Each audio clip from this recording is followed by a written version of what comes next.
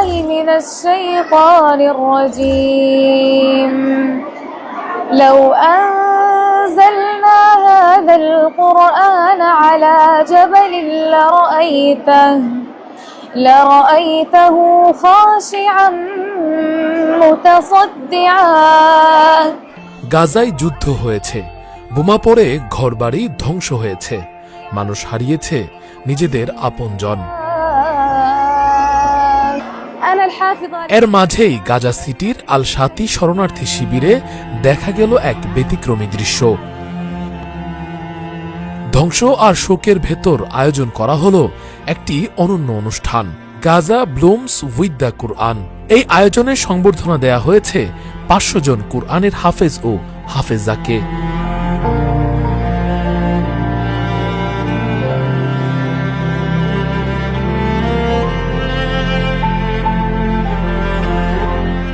Israeli হামলা, অবরোধ আর মানবিক বিপর্যয়ের মধ্যেও এই অনুষ্ঠান যেন এক নীরব বিজয়ের ঘোষণা। সংবর্ধনা পাওয়া হাফেজদের মধ্যে ছিলেন শিশু, কিশোর ও তরুণরা, বিভিন্ন বয়সের মানুষও, কিন্তু সবার চোখে একই দৃঢ়তা। لرأيته خاشعا متصدعا لرأيته خاشعا متصدعا من خشية الله। সবার দৃষ্টি কেড়েছে মাত্র 7 বছর বয়সী আয়শা আল মাসরি। তিনি ফিলিস্তিনের অন্যতম সর্বকনিষ্ঠ হাফিজা।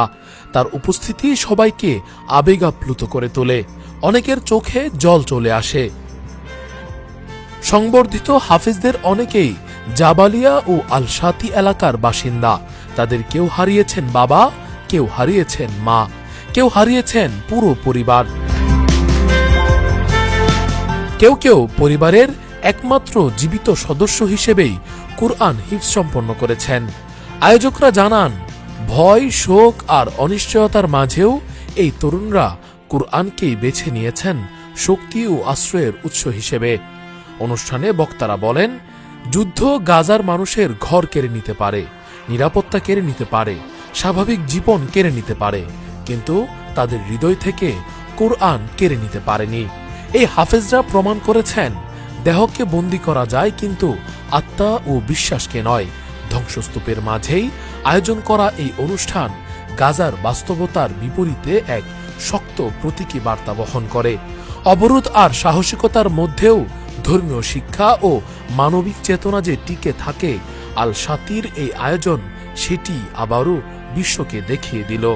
এই সংবর্ধনা অনুষ্ঠান ইতোমধ্যে আন্তর্জাতিক গণমাধ্যমে এবং সামাজিক যোগাযোগ মাধ্যমে ব্যাপক আলোচনার জন্ম দিয়েছে। বিশ্লেষকদের মতে এটি শুধু একটি ধর্মীয় অনুষ্ঠান নয়, এটি যুদ্ধবিধ্বস্ত গাজার মানুষের অদম্য মনোবল এবং আত্মিক প্রতিরোধের এক জীবন্ত দলিল।